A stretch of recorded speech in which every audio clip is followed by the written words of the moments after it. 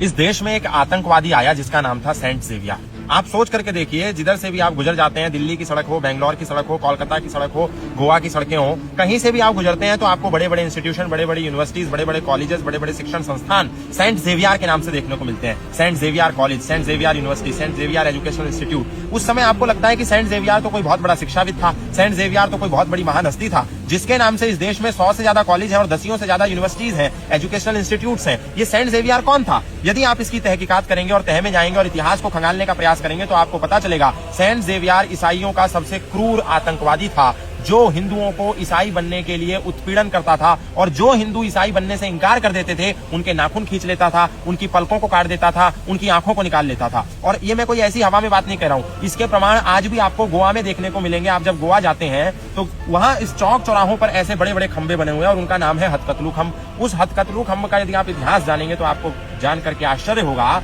वो हथकतलू खंब एक ऐसा खंब था जहां पर सेंट जेवियर के आदेश के अनुसार जो व्यक्ति ईसाई बनने से इंकार कर देते थे तो शाम तक उनके हाथों को काट करके उस हथकतलू खंब में ले जाकर के लटका दिया जाता था, लोगों में ये भय पैदा करने के लिए यदि तुम ईसाई नहीं बनोगे तो तुम्हारे हाथ काट करके हथकतलू खंब में टांग दिए जाएंगे। आप सोचिए, सेंट जेवियर जैसा क्रूर आतंकवादी जिसने हिंदुओं के हाथ इसलिए काट दिए, और एक हिंदू नहीं लाखों हिंदुओं के, शाम होते होते हथकतलू खंब में हजारों हाथ लटक जाते थे और आसपास से गुजरने वाले लोगों के मन में ये भय पैदा हो जाता था कि यदि हम ईसाई नहीं बने तो कल हमारे भी हाथ काट करके यहाँ टांग दिए जाएंगे। बस उसी भय के कारण वो ईसाई हो जाते थे।